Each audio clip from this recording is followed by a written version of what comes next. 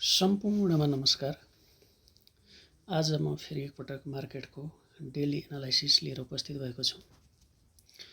म आज मुख्यतया तीनवटा कुराहरू मात्र गर्दैछु। यहाँहरूले ध्यान दिएर सुनिदिनु होला। यदि एनालाइसिस मन पर्यो भने चाहिँ मलाई कमेन्ट गरेर चाहिँ भनिदिनु होला। यदि एनालाइसिस मन परेन भने पनि आलोचनात्मक कमेन्ट गरेर अथवा सुझाव दिने खालको कमेन्ट गरेर चाहिँ मलाई चाहिँ भनिदिनु होला।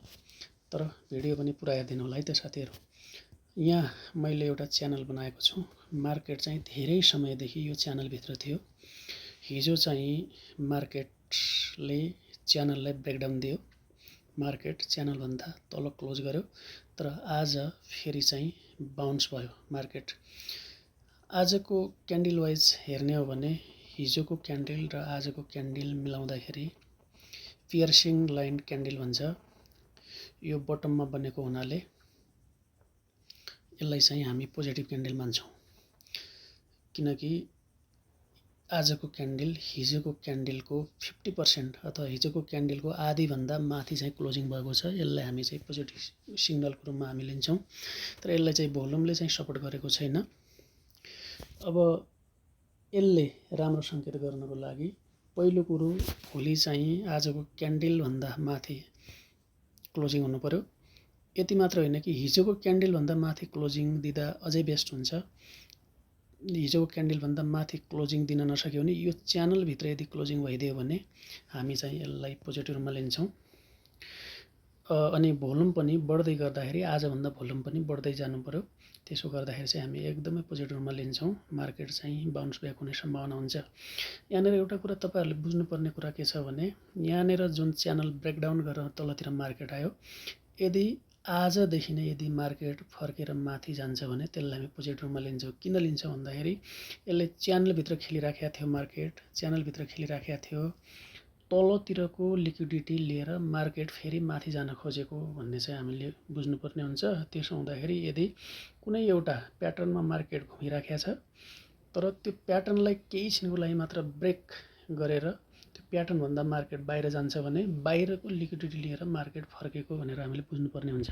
यहाँनिर पनि हेर्नुहोस् है, यहाँनिर चाहिँ मार्केट च्यानलभित्र थियो तर इन्ट्राडेमा यसलाई ब्रेक गरेर माथि गयो। माथितिरको लिक्विडिटी लियो। माथितिरको लिक्विडिटी लिएर मार्केट तल खस्यो। त्यसै तल खस्दाखेरि धेरै ठुलो खालको फल आयो। यहाँ पनि यदि चाहिँ मार्केट भोलिदेखि नै बढ्न थाल्यो भने हामीले के बुझ्नुपर्छ भने मार्केट चाहिँ पोजिटिभ छ भनेर बुझ्नुपर्छ। तर भोल्युमले चाहिँ सपोर्ट गर्नुपर्ने हुन्छ। दोस्रो कुरा, यो जुन लाइन छ यो चाहिँ EMA 100 को लाइन हो हैन। यो EMA 100 मा मार्केट चाहिँ सपोर्ट बनाएर मार्केट माथि माथि बसिरहेछ। जब मार्केट यो लामो यात्रामा गयो, माथितिरको लामो यात्रामा गयो, त्यही EMA 100 लाई चाहिँ सपोर्ट लिएर गयो। त्यसैमा सपोर्ट लिएर माथि गएको छ। त्यसपछि मार्केट करेक्सनमा आयो। त्यो EMA 100 मा सपोर्ट लिएर फेरि माथि फर्क्यो। यसरी फर्किँदै जाँदाखेरि यो एरियामा पनि EMA 100 मा चाहिँ सपोर्ट लिएर मार्केट माथितिर नै गयो। फेरि त्यो EMA 100 नजिक आयो मार्केट, त्यसलाई ब्रेकडाउन गर्यो। फेरि माथि जान खोजे जस्तो लाग्दैछ।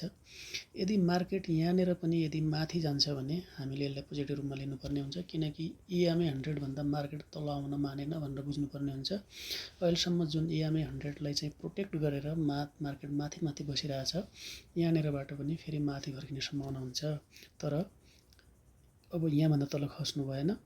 यहीँबाट चाहिँ मार्केट माथि जानु पर्यो। जसरी यहाँनिर हेरौँ है,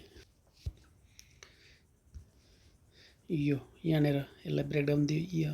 EMA 100 लाई ब्रेकडाउन दियो। फेरि नेक्स्ट डेबाट नै मार्केट माथितिर गयो। फेरि यहाँनिर पनि EMA 100 लाई ब्रेकडाउन दिएर तलतिर क्लोजिङ भयो। फेरि नेक्स्ट डे नै माथितिर गयो। फेरि यहाँनिर पनि EMA 100 लाई क्लोजिङ ब्रेक गरेर तलतिर क्लोजिङ दियो। फेरि फर्केर माथि गयो। अब पनि यदि त्यस्तै भयो भने चाहिँ हामी यसलाई चाहिँ पोजिटिभ मान्नुपर्ने हुन्छ। यो पनि हामी चाहिँ पोजिटिभ रूपमा लिन सक्छौँ। अहिलेसम्म EMA 100 ले चाहिँ राम्रोसँग छोडिसकेको छैन मार्केटले। हस्, मैले यति कुराहरू तपाईहरुलाई भने। यो भिडियो हेरेर तपाईहरुले चाहिँ कारोबार गर्ने प्रयास चाहिँ नगर्नु होला। यही भिडियोको आधारमा तपाईहरुले आफूले पनि एकदम अध्ययन गरेर हेरेर बुझेर चाहिँ गरिदिनु होला। यो मैले बनाएको भिडियो चाहिँ विशुद्ध एउटा शिक्षा को उद्देश्यले मात्र बनाएको हो। हस्, अहिले चाहिँ म बिदा हुन्छु। हस्, नमस्कार।